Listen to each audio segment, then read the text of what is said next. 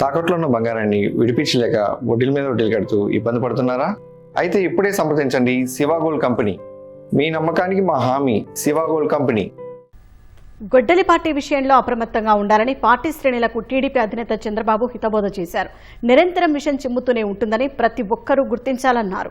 పారదర్శకంగా నిర్వహించిన mega DSC పైన తప్పుడు ప్రచారం చేస్తున్నారని మండిపడ్డారు. తెలుగుదేశం సానుభూతి పరుల ఓట్లు తీసేసి వాళ్ల ఓట్లు చేర్చుకునే కుట్రలకు కూడా గొడ్డలి పార్టీ వెనుకాడదని, అందుకే సరిపట్ల అప్రమత్తంగా ఉండాలని హితవు పలికారు.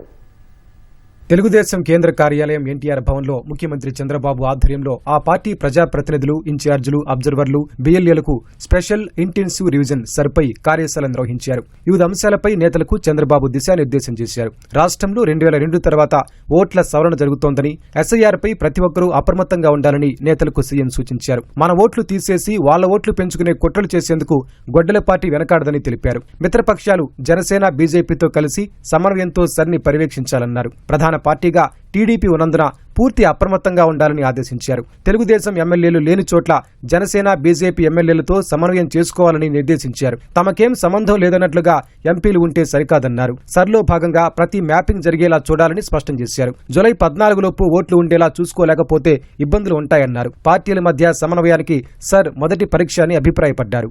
శిక్షణా తరగతులకు హాజరు కాని నేతలపై చంద్రబాబు ఆగ్రహం వ్యక్తం చేశారు. ఎందుకు హాజరు కాలేదో సహేతుక వివరణ ఇవ్వాలని, లేకుంటే ఉపేక్షించేది లేదని తేల్చి చెప్పారు. ఓటు నమోదు చేసుకునేలా అవగాహన కల్పించడం రాజకీయ పార్టీగా మనందరి బాధ్యతని తెలిపారు. పార్టీ ఉంటేనే ప్రభుత్వం వస్తుందనే బాధ్యతతో ప్రతి ఒక్కరూ పనిచేయాలని స్పష్టం చేశారు. చాలా మంది అనుచరులను కోరుకుంటారని, కానీ తాను నాయకులను కోరుకుంటారని చెప్పారు. సమర్థవంతమైన నాయకత్వం ఉంటే పార్టీకి బలం పెరుగుతుందన్నారు. సరిపై 3 పార్టీలతో సమన్వయ కమిటీ వేస్తామని వెల్లడించారు. సరిపై రోజు సమీక్షిస్తానని తెలిపారు. మన ఓట్లు ఉన్నాయా లేదా అనేది నిరంతరం చూసుకోవాలని సూచించారు.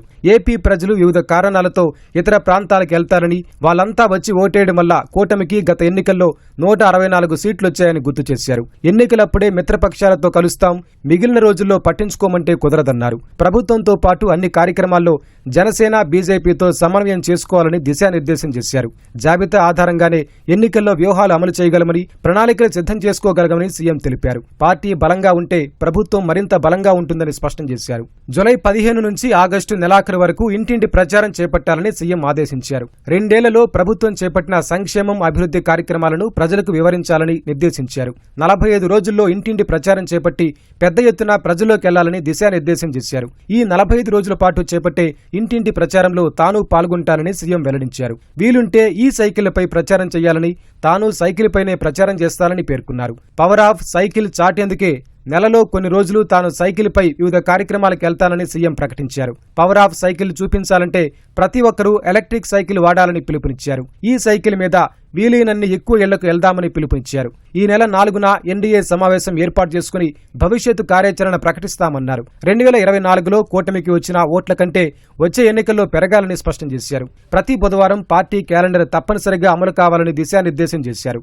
పార్టీ పెట్టినప్పటి నుంచి హిందూపురం, కుప్పం సహా ఇంకొన్ని నియోజకవర్గాల్లో గెలుస్తూనే ఉన్నామని, ఇలాంటి నియోజకవర్గాల సంఖ్య పెరగాలని సీఎం నిర్దేశించారు. కొత్తగా ఎమ్మెల్యేలు అయిన వారు వన్ టైం ఎమ్మెల్యేలుగా మిగిలిపోకూడదని, మళ్లీ గెలవాలన్నారు. అభివృద్ధి, సుపరిపాలన ద్వారానే ఓట్లు పడతాయన్నారు. ప్రజాప్రతినిధుల వ్యవహార శైలి ద్వారా ఓట్ల పెరుగుదల, తగ్గుదల ఉంటుందని తెలిపారు. ప్రజల కోసం ఎక్కువగా పనిచేసినా నోరు అదుపులో పెట్టుకోకుంటే నష్టం జరుగుతుందని హితవు పలికారు. కార్యకర్త మొదలుకొని నాయకుడి వరకు ప్రతి ఒక్కరికి క్యారెక్టర్, ట్రస్ట్ అనేది చాలా ముఖ్యమని సూచించారు. టీడీపీ అందరికీ చెందిన పార్టీ, తెలుగు వాళ్ల పార్టీ అన్న సీఎం ప్రతి వర్గాన్ని మనం దగ్గర చేసుకోవాలన్నారు. సోషల్ రీ ఇంజనీరింగ్ చేసి పదవులు, సీట్ల కేటాయింపులు చేశామని తెలిపారు. నామినేటెడ్ పదవులు, పార్టీ పదవుల్లోనూ సోషల్ రీ ఇంజనీరింగ్ చేపడుతున్నామని వెల్లడించారు.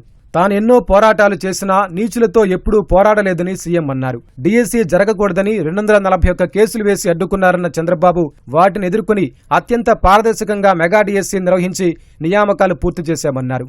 అయినా డీఎస్సీపై తప్పుడు ప్రచారం చేస్తున్నారని ఆగ్రహం వ్యక్తం చేశారు. గట్టిగా కౌంటర్లిస్తే ఇప్పుడు తోక ముడిచారని ఎద్దేవా చేశారు. ఈ నెల 21న రాష్ట్రమంతా యోగా డే నిర్వహిస్తున్నామని చంద్రబాబు వెల్లడించారు. అమరావతిలో 25,000 మందితో యోగా చేస్తామని తెలిపారు. యోగా మన జీవన విధానంలో భాగం కావాలని సూచించారు.